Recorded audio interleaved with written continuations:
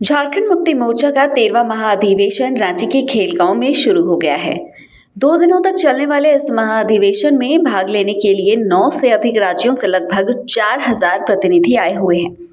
सम्मेलन को लेकर झारखंड मुक्ति मोर्चा के नेता और राज्य सरकार में नगर विकास मंत्री सुदिव्य कुमार सोनू ने कहा कि झारखंड मुक्ति मोर्चा का यह महाअधिवेशन झारखंड ही नहीं बल्कि देश की राजनीतिक परिस्थितियों के लिए महत्वपूर्ण होगा।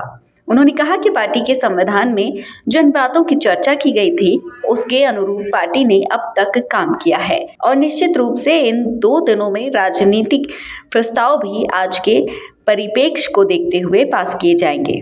धर्मनिरपेक्ष राजनीतिक दल भारत के संविधान को मानते हैं। आपको अपने प्रश्न को करने से पहले इसको भी समझ लेना चाहिए था। सर, आप ही के आगे बोलिए। मंत्री हैं, वो ऐसा बयान इशू कर रहे हैं, हमारा कोई तो सहयोगी मंत्री के बयान के बारे में उनसे पूछा जाए।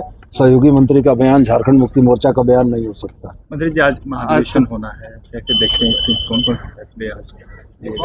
झारखंड मुक्ति मोर्चा का यह 13वां महाअधिवेशन निश्चित रूप से झारखंड राज्य की राजनीति को एक नया दिशा देने का प्रयास है।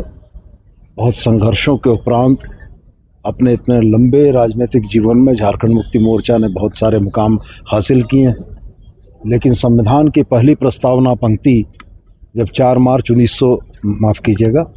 फरवरी 1972 को स्थापना हुई थी और 1983 में जब संविधान अंगीकार किया गया था तो उसकी पहली प्रस्तावना पंक्ति यह कहती थी कि वाम जनवादी विचारधारा पर आधारित यह संगठन झारखंड की शोषित पीड़ित राष्ट्रीयता के हर त्राण के लिए काम करेगा और झारखंड में एक शोषण मुक्त समतामूलक समाज को बनाने की दिशा में प्रयास करेगा। तो हमें लगता है कि कुछ काम हम लोगों ने किया है, कुछ रास्ते हम लोगों ने तय किए हैं और अभी और रास्तों को तय करना बाकी है।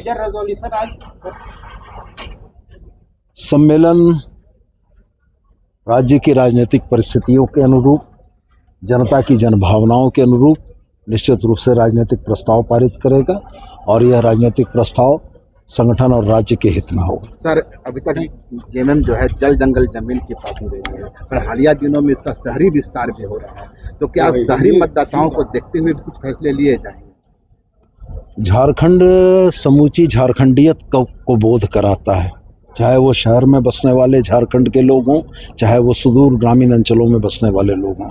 निश्चित रूप से प्रतिनिधित्व संपूर्ण झारखंड का है और झारखंडी चेतना समग्र रूप से झारखंड के शहरों और ग्रामीण अंचलों में रहने वालों में निवास करती है और मुक्ति मोर्चा इसी का परिचायक है। इसलिए हम इस विभेद को नहीं मानते हैं कि झारखंड मुक्ति मोर्चा का जनाधार सिर्फ ग्रामीण अंचलों में।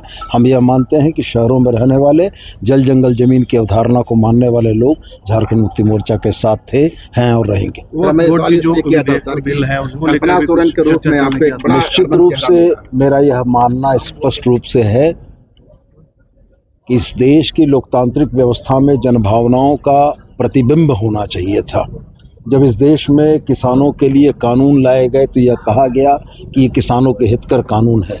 700 से ज़्यादा किसानों की शहादत के बाद अगर इस देश की राजनीतिक व्यवस्था ने उनके कानूनों को, कृषि कानूनों को किसानों के हितकर नहीं माना और वापस लिया, तो मेरा यह मानना है कि आज जिस तरीके से इस देश की एक बड़ी आबादी की जनभावनाओं के विरुद्ध वक्फ कानूनों को लाया गया है, निश्चित रूप से इस देश की संसद को, इस देश की राजनीतिक पार्टियों को जनभावनाओं का सम्मान करना चाहिए। सर, कल्पना सोरेन के रूप में एक बड़ा आपका चेहरा मिला है सर, क्या इसका इस्तेमाल किया जाएगा?